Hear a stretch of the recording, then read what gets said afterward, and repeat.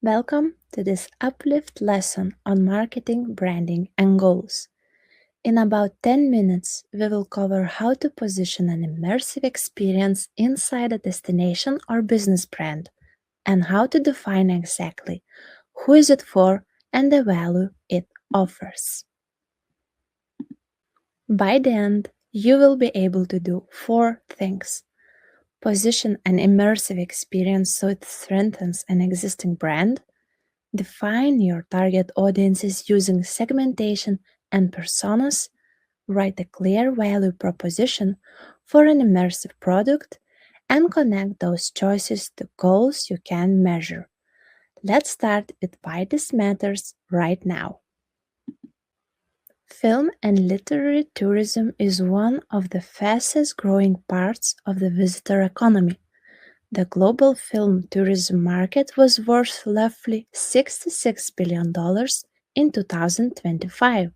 Expedia reports that around two-thirds of travelers see a film or TV show has influenced where they go, and that streaming is now the single biggest source of travel inspiration, well ahead of social media. But here is the catch this lesson tackles. An impressive augmented or virtual reality experience does not market itself. Without clear branding, a defined audience, and a sharp value proposition, even great technology stays empty. Before any branding work, hold on to one principle. The technology, the headset, the app, the artificial intelligence guide is never the product. The product is the experience it delivers, the feeling of stepping into a story, a memory worth sharing. Netflix captured this when it opened its physical Netflix House venues in 2025. When fans love a show, they said, "You don't just love it, you want to live it." That desire to live a story is what you are selling. So we never lead our marketing with, "We have VR." We lead with the story, the place, and the emotion. The technology earns a mention only because it makes them possible. Let's now begin with part 1, positioning an immersive experience inside a destination or business brand. First, what is a brand really? A brand is not a logo, a color, or a name. Those are just signals of it. A brand is a promise and a perception. What people expect from you and how they feel about you. A destination has a brand. Think of Ireland's Wild Atlantic Way or Iceland's cinematic landscapes. And your individual business, a literary tour company, a museum, a heritage site, has its own brand within that. Every touchpoint shapes it. Your website, the welcome at the door, the experience itself, the photo visitor post afterwards. So when you add an immersive experience, you're not adding a gadget. You're making a new promise. The key concept in part 1 is brand fit. The experience should reinforce your identity, not distract from it. An on-brand experience deepens the story you already tell. A Bram Stoker site using AR to reveal the Gothic Dublin that inspired Dracula reinforces exactly what it's known for. An off-brand experience is novelty for its own sake. Flashy technology that leaves visitors thinking, "Fun, but what did they have to do with this place?" The test? Does this feel unmistakably like us? And remember a hard lesson from set chatting research. Tourism booms only last where a place genuinely embraces and owns its own screen connection. Where the link is superficial, visitors don't return. Authenticity outlasts spectacle. Positioning is the distinct space your experience occupies in the visitor's mind compared with every other option.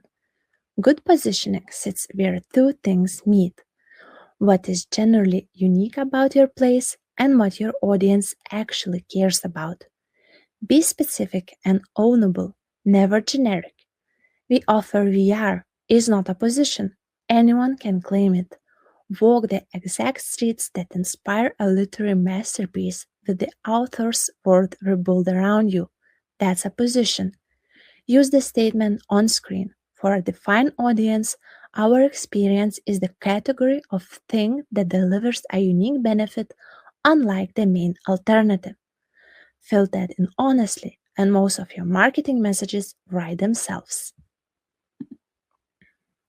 Let's ground this. Netflix House opened in late 2025 is modular and content-led experiences rotate as the shows change. So the venue always reinforces the current brand and gives fans a reason to return. Dubrovnik fully owns its King Landing identity from Game of Thrones.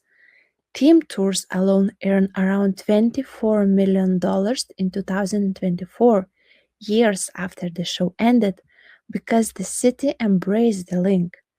The Warner Bros. Studio tour in London and Hobbiton in New Zealand showed the same, tightly on-brand words still thriving after a decade. And within our own consortium, 1238, the Battle of Iceland uses virtual reality to bring local heritage to life. The pattern is constant, on brand and audience clear. That brings us to part two. A brand promise only works if you know exactly who you're promising it to. So, who is your audience? The biggest marketing mistake is trying to reach everyone because a message to everyone speaks to no one. Instead, segment your visitors into meaningful groups by demographics, but more powerfully by psychographics, their motivation and interests, and by behavior. In film and literary tourism, you will often see dedicated fans and story livers, a real growing group. Booking.com found 53% of travelers want narrative driven, role playing experiences than casual culture tourists who enjoy a story but aren't superfans. Educational groups, schools, vocation education and training, and university classes, and families wanting something engaging across ages. The same site means something different to each. Choose the segment you can generally serve and design for them. To make a segment usable, turn it into a persona, a vivid name profile to one representative visitor, capturing who they are, what they want, what frustrates them, and how they decide. For example, literary Lina, 29. She loves classic novels and short city breaks and shares everything on Instagram. She wants to feel she stepped inside a story. She is frustrated by dry, text heavy tours, and she books on her phone, trusting reviews and creators over advertising. Once Lena is on the wall, decisions get easier. Every future message and channel can be checked against would this work for Lena? Personas keep the whole team focused.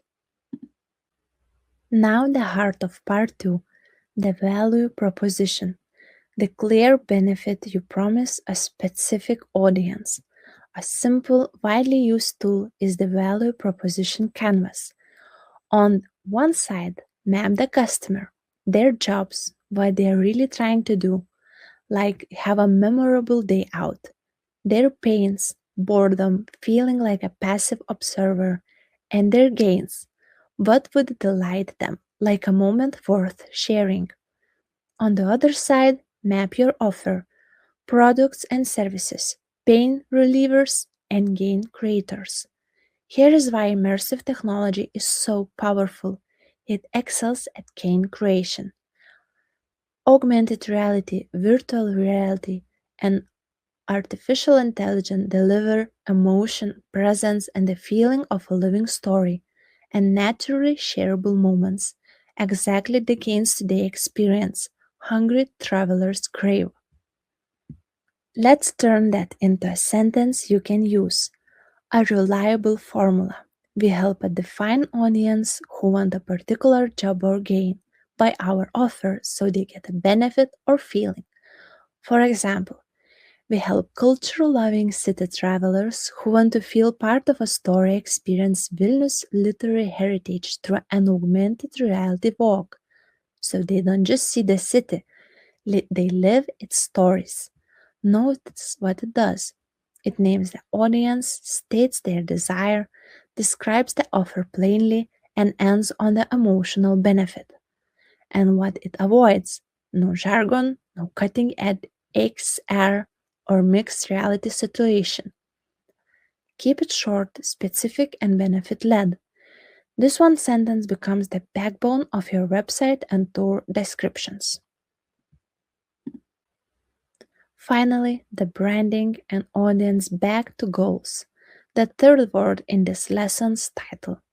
Marketing you don't measure is marketing you can't improve.